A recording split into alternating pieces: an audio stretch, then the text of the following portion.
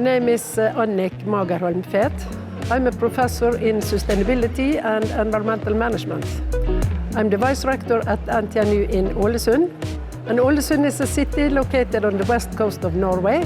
It is surrounded with fjords and mountains, and I love to climb the mountain peaks and also to sail in the fjords. Welcome to the introduction to the CapSEM project. I will start with a presentation of a stepwise model on environmental management tools towards sustainability.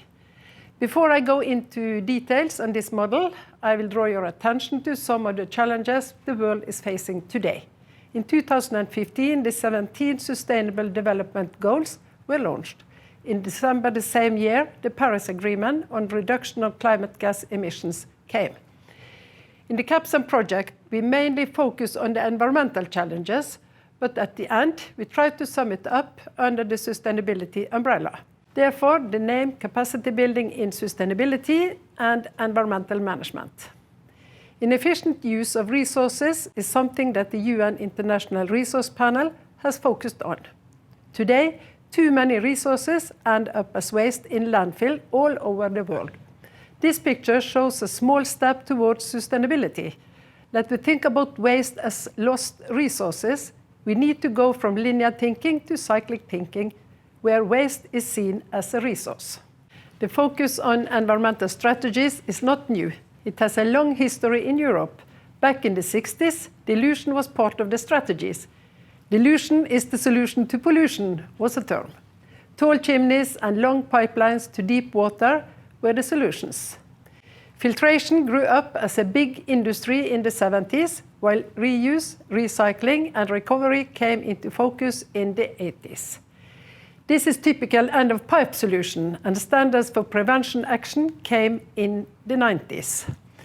Around the millennium shift, globalization was focused, and the need for companies to see their position in a global system or network became important. Today, we talk about the green shift or the shift to a circular economy. Another illustration, when we follow the CapSEM model, which I will soon introduce you to, is the change of focus from the site to the value chain. This illustrates a move towards life cycle thinking. These slides show a production site which involves many processes that can be improved by the methodologies at the level 1 in the CapSEM model. That's on the left side.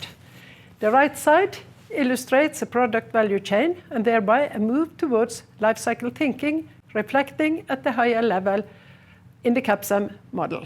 In a way, this illustrates the same as the previous slide, a change from the site focus to the entire value chain.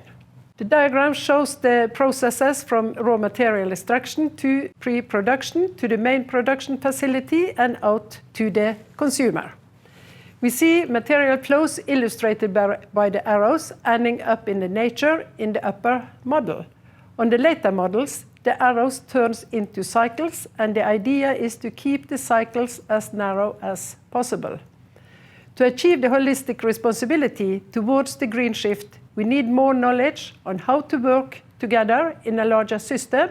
That means increased focus on systems thinking. This will be addressed in the third and the fourth level of the stepwise model of tools and methods towards sustainability, and this will be explained in the next slide.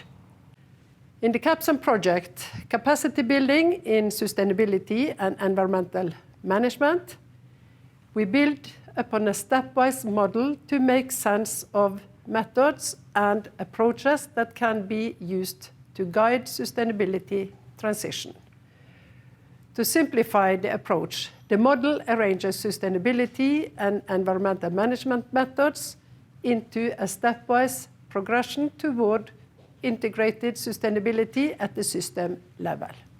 The model begins with methods to enact changes on the process level. That's level 1, and moves to level 2 for product and value chain-based methods, and level 3 for methods to be applied at the organizational level, and finally to level 4 for integrated system level improvements. Before I introduce each of the levels, a little about the CapSEM project.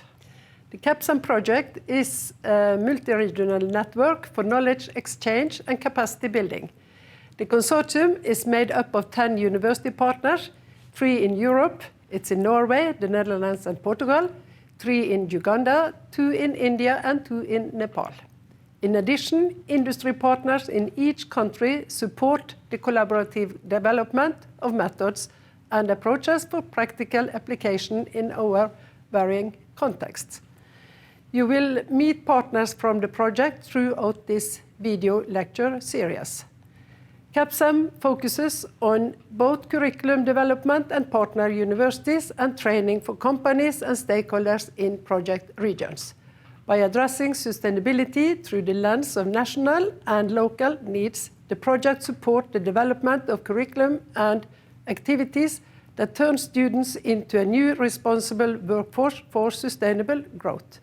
Now, back to the model.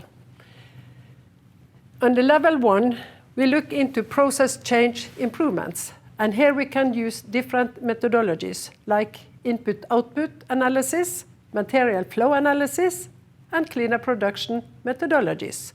I will show you one example here on the input-output model, where we look into the different materials that goes into a process and then what kind of output it is from the same process. On the next level, level 2, we look into the product change and the value chain improvements. And again, there is a series of different methodologies to be used. For example, life cycle assessment, supply chain management, carbon footprints of products, environmental product declarations, and design for environment. All these can be used to improve the value chain and the product. And again, an example of the life cycle of a product. We have the different steps here, from raw material extraction, manufacturing, transportation, installation, use, maintenance, and disposal. And here again, there are different alternatives for the recycling of the materials. On level 3, we look into organizational change improvements. And we find the methodologies like environmental management systems, environmental performance evaluation, key performance indicators, global reporting systems, supply chain management, and sustainable business models. And an environmental management system, it consists of different steps. We start with an environmental policy, and then we go through the steps of plan, do, check, act, to come into higher performance of the organization. On the level 4, we look into the larger systems and how system change improvements can be made. And again, we have methodologies like industrial ecology, corporate social responsibility, and systems engineering. And systems engineering is to be used when we look into the interaction of different systems and how we can make a holistic improvement of the larger system.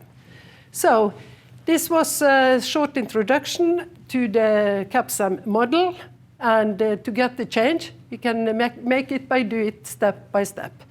And you will learn more about this in the videos that follows.